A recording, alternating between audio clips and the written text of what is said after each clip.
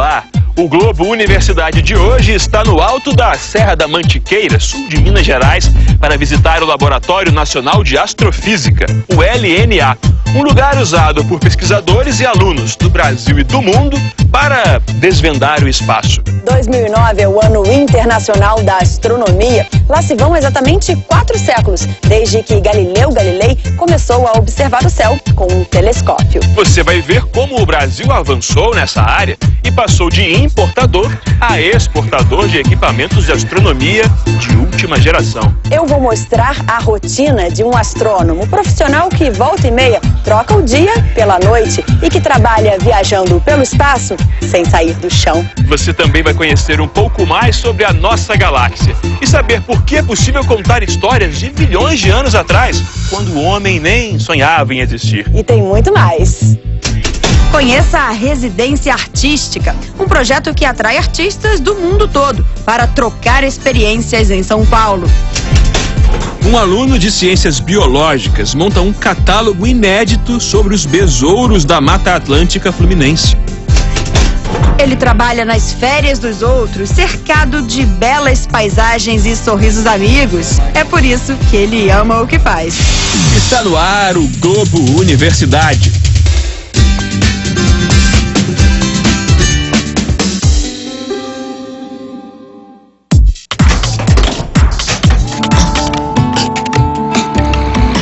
Itajubá, cidade com quase 100 mil habitantes no sul de Minas Gerais.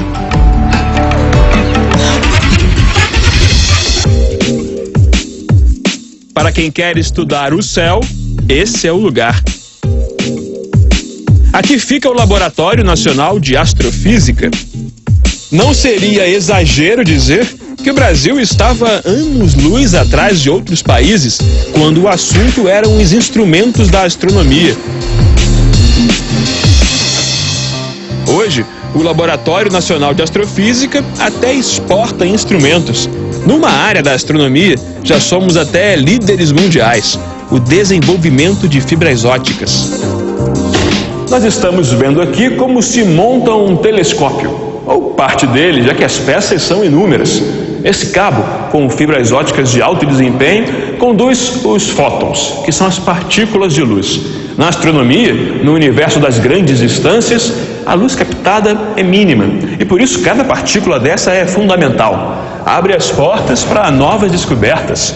A luz que passa pela fibra vai chegar a esse equipamento, também em construção, chamado espectrógrafo. Ele separa os espectros de luz, como um arco-íris. Cada gama de cor pode revelar coisas valiosas, como idade e composição das estrelas. O Bruno é o vice-diretor do Laboratório Nacional de Astrofísica. E, Bruno, como é que o Brasil se destaca na instrumentação para a astronomia? Antes da gente conseguir construir instrumentos no Brasil, a ciência dos nossos pesquisadores ela é limitada pelo equipamento que a gente tinha. E então isso levou a nossa comunidade a ver a importância de poder construir os equipamentos aqui no Brasil, porque agora a gente pode planejar o equipamento para a ciência que se quer e não adaptar a ciência ao instrumento que se tem. Muita gente acha que a astronomia é uma ciência que é pouco aplicada no dia a dia e tal, e que é uma inverdade, né? Porque muita coisa vem da astronomia, né? Por quê? Por que a astronomia produz tanto conhecimento assim? Porque a astronomia, para a gente conhecer o universo, saber onde a gente se localiza nele, qual é o nosso papel no universo, a gente precisa estar no limite da tecnologia. Porque a gente recebe tão pouca informação dos astros, a quantidade de luz que chega de galáxias a bilhões de anos-luz é tão pequena, que a gente precisa estar no limite da tecnologia para poder enxergar esses objetos. Vários produtos que foram desenvolvidos para a astronomia, como os CCDs, por exemplo, das câmeras digitais ou do seu celular, foram desenvolvidos primeiro para aplicações astronômicas e depois chegaram ao uso da população. A astronomia, de uma certa forma, ela explica coisas filosóficas das pessoas. De onde viemos, para que estamos aqui, para onde iremos. Então, a astronomia nos ajuda a responder essas perguntas. De como surgiu o universo, por que tal estrela é de tal maneira, por que tem as estrelas.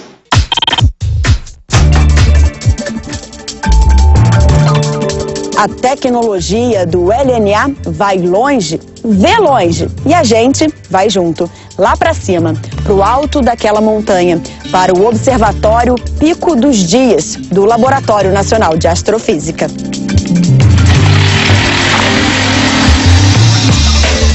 menos de 40 quilômetros separam Itajubá do observatório em Brasópolis. Uma pequena viagem pela Serra da Mantiqueira.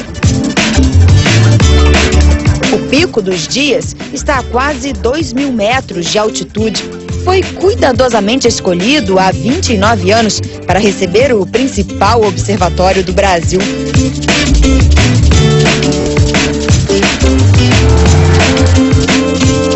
As condições meteorológicas são consideradas as melhores da região sudeste. São 3 horas da tarde, nós estamos numa espécie de hotel só para pesquisadores do LNA, porque neste quarto aqui tem um professor que deve estar acordando agora. Você vai saber por quê? Já já.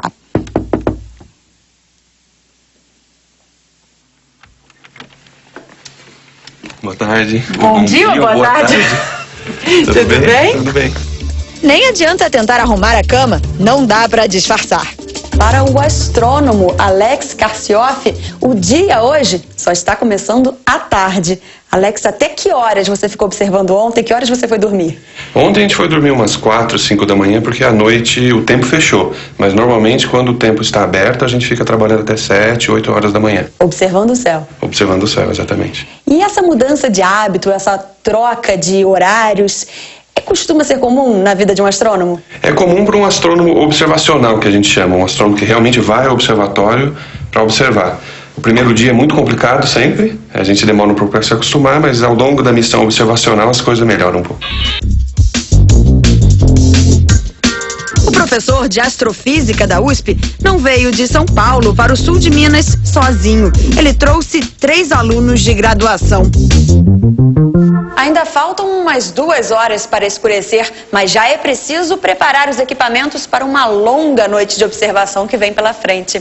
Alex, que tipo de acertos vocês têm que fazer aqui? Esse aqui é um espectrógrafo e a gente tem que acertar coisas como foco, posição da rede de difração, que é um instrumento óptico complicado que tem lá dentro, e depois, mais tarde, a gente vai tomar imagens de calibração para realmente tirar as fotos das estrelas, né? Os espectros das estrelas nesse caso. E você também está na expectativa para observar o céu? Então espere aí, porque a gente volta daqui a pouquinho. Astronomia sempre me fascinou, porque eu sempre quis saber de como são feitas as coisas, como que funciona o universo, saber por que eu estou aqui, por que tudo isso existe, mas é uma coisa que eu queria ir atrás e estudar e ficar mais perto disso possível.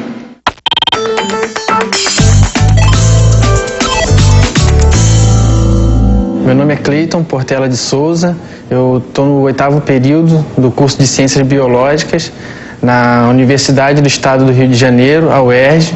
O nome desse projeto é Diversidade da Tribo Stigmoderina na Mata Atlântica Fluminense, né?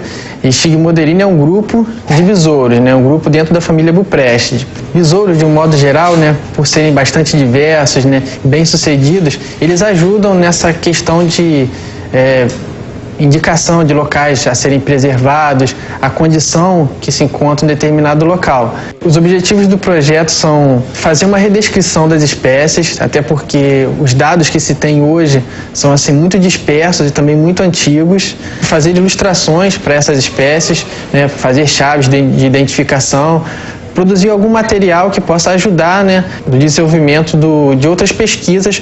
A experiência como um todo foi muito enriquecedora, né? Porque eu primeiramente nunca tinha tido contato com acervos, né, de museus, né? E agora eu pude estar visitando tanto o acervo do Museu Nacional aqui no Rio de Janeiro, quanto o Museu de Zoologia da USP, né? E isso já conta uma experiência muito grande. O próprio trabalho de redescrição, de conhecer outras literaturas, de conhecer outros autores, também é algo muito expressivo, né, em termos de crescimento, de experiência. Aqui no Laboratório de Entomologia da UERJ, né, nós trabalhamos com insetos. E uma das linhas de pesquisa lida com os besouros, que é o grupo mais diverso do planeta até então conhecido.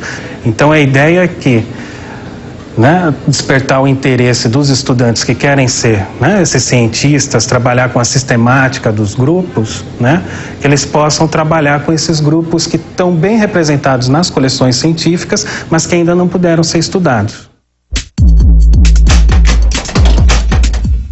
Galáxias. O homem já conhece bilhões delas. Essa, por exemplo, é a de Andrômeda, muito parecida com a nossa, a Via Láctea. As duas têm essa forma espiral.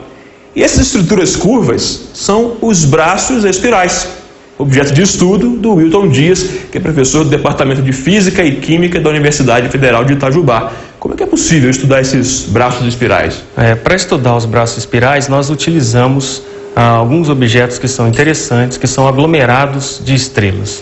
Então, nós observamos esses aglomerados de estrelas aqui no Observatório do Pico dos Dias, do LNA, determinamos as suas distâncias e as suas velocidades. Com isso, nós podemos determinar a posição dos braços espirais hoje, através desses aglomerados de estrelas, que são catalogados, e integrando as suas órbitas no potencial da galáxia, nós podemos conhecer onde esses objetos, que são os aglomerados de estrelas, nasceram. Então fica simples, se você sabe onde eles nasceram e onde eles estão hoje, a partir de uma física básica, você determina a velocidade dos braços espirais da nossa galáxia. Sabendo a velocidade desses braços espirais, você também consegue associar alguns eventos com datas mais precisas. Há algumas hipóteses interessantes feitas por outros astrônomos que mostram que houve eventos de extinção da vida no nosso planeta quando o sistema solar passou por dentro de braços espirais. Então, quando o sistema solar passou pelo braço espiral de Sagitários, ocorreu a extinção dos dinossauros. Para poder fazer pesquisa em astronomia, você tem que ter muita vontade, porque é uma coisa que vai te exigir muito. Você tem que coletar seus dados. Se você vai observar, você tem que coletar seus dados, você vai ter que analisá-los depois, e além disso você vai ter que publicar isso para poder mostrar o seu trabalho, né? Este momento é aguardado com ansiedade pelos astrônomos, mas não é por causa da beleza, não. São quase 6 da tarde, hora do lanche? Nada disso. Para a equipe do professor Alex, é a hora do jantar, mesmo sem ter tomado café da manhã e almoçado. Daniel, quando você decidiu pesquisar astronomia, você poderia imaginar que seus horários seriam assim tão trocados? Não imaginava. Mesmo diante de tanta mudança, você não se arrepende da escolha? Não, porque quando você gosta de uma coisa, qualquer sacrifício assim é até bem-vindo, né? Então chega de papo, porque a fome deles deve ser grande. Enquanto eles jantam, vamos aproveitar para conhecer melhor a estrutura do observatório. E quem vai mostrar tudo pra gente é o diretor do Laboratório Nacional de Astrofísica. Para pesquisar no Laboratório Nacional de Astrofísica, os candidatos devem enviar suas propostas pelo site do LNA na internet. Os projetos são selecionados e julgados por uma comissão independente formada por pesquisadores de todo o país. Os aprovados podem usar toda a estrutura do laboratório e de graça. Albert, de graça, só que durante um período muito curto. Sim, Bianca, uma missão típica para um pesquisador aqui demora uns 4 noites, 6 noites, talvez 8 noites. Isso depende das necessidades da pesquisa que ele quer fazer. É muito difícil conseguir uma vaga para pesquisar aqui? Não diria que é muito difícil. O pesquisador tem que se esforçar para fazer uma proposta boa, que tem mérito científico. Se isso for o caso, ele tem uma grande chance de receber o tempo.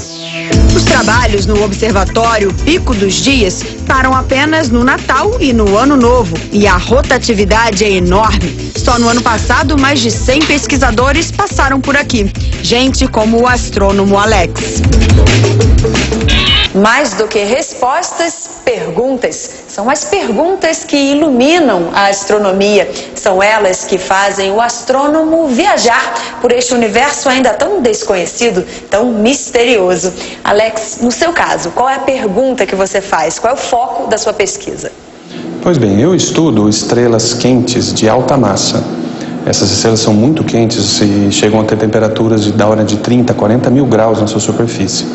Elas são interessantes por vários motivos. Por exemplo, acredita-se que os elementos químicos que formam os nossos corpos, o carbono, o oxigênio, o nitrogênio, um dia formaram-se no interior dessas estrelas e foram ejetados para o espaço através de explosões de estrelas como supernovas, por exemplo. Então é muito interessante estudar, ver a ligação entre uma estrela quente e a biologia que existe aqui na Terra, por exemplo. Observar o céu para essa equipe não tem nada de monotonia. O dia, ou melhor, a noite de um astrônomo pode ser bem agitada. Você vai saber por quê já já.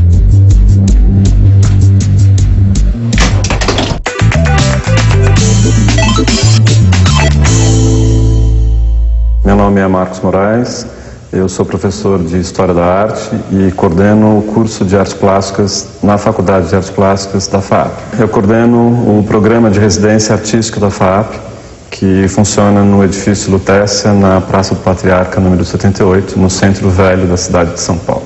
E que abriga os 10 apartamentos da residência, um grande estúdio, uma sala de múltiplos usos e também 2 salas de exposições que pertencem ao MAB, o Museu de Arte Brasileira da FAAP, que apresenta periodicamente projetos de exposições, sejam dos alunos ou de artistas da coleção do museu. A residência artística é um programa, no nosso caso em particular, ela significa ter essa instalação, o prédio, o que significa fornecer condições para que artistas possam se deslocar e ter tempo e espaço especial, porque ele é um tempo diferente daquele a que ele está acostumado para produzir, e esse produzir significa pesquisar, trabalhar, desenvolver projetos e também entrar em contato com uma realidade que é uma realidade diferente da que ele está habituado. Ela implica na possibilidade dessa troca do residente com essas ações, esse cotidiano da cidade, mas ela implica também em uma troca com a própria cidade. Repare nessa foto da cidade de Itajubá à noite. Parece um mar de luz. Bonito, mas um problema para a astronomia. A luz da cidade compete com a das estrelas. E nessa disputa ainda há outras perdas. Além da questão econômica, o desperdício de energia e a poluição luminosa ainda têm impactos ambientais e até no nosso organismo. Causam insônia, problemas hormonais. Professor Francisco Dupas, inclusive nessa questão da poluição luminosa, vocês desenvolveram um plano, uma proposta para as prefeituras mudar o esquema, a estrutura de iluminação? Isso, sem dúvida, foi feito isso daí, mas de maneira a embutir esse estudo dentro dos planos diretores, ou seja, você permite que a cidade gerencie a quantidade de energia que está sendo emitida, né? Como é que funciona? Então, você tem aqui, essa seria a condição pior de luminosidade para uma luminária, né? Você tem, olha, essa relação. O efeito ruim, apesar de ser um pouco menor esse ângulo, né? Ainda provoca poluição. O bom seria o plano, né? No plano horizontal. E o ótimo seria esse aqui, você focar realmente aquilo que você precisa. Veja que essa área aqui, ainda ela é maior do que essa daqui, né? Porque você está concentrando energia focada, né? Então você tem uma economia de energia, né? E uma economia para a saúde, para observação noturna. Melhor para a Terra, melhor para o céu. Sem dúvida.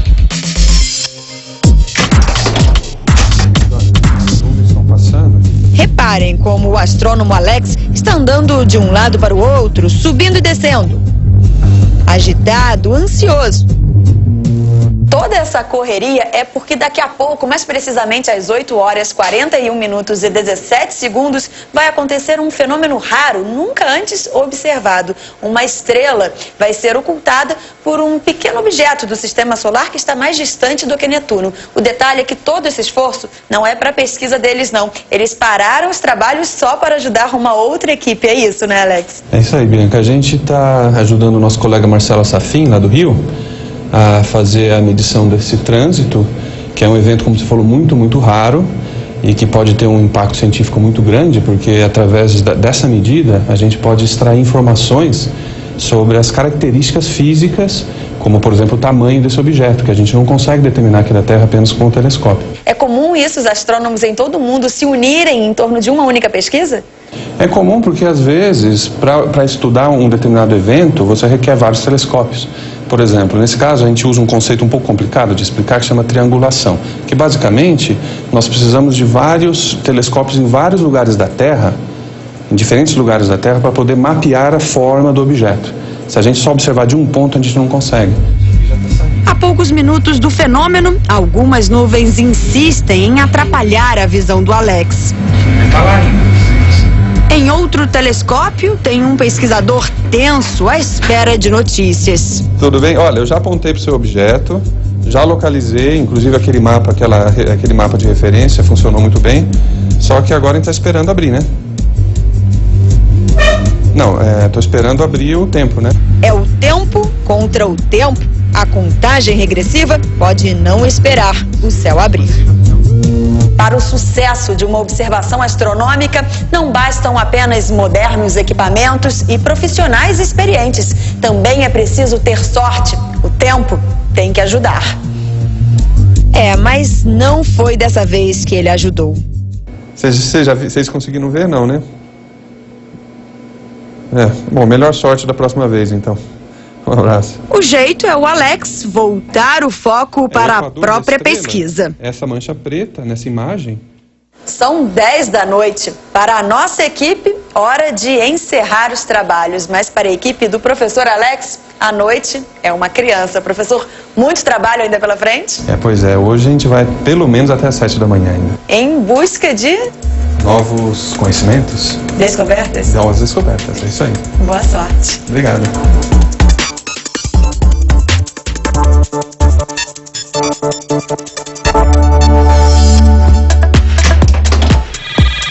A astronomia me fascinou desde criança. E cada vez que passa, o meu bacharelado, eu descubro que eu estou no lugar certo.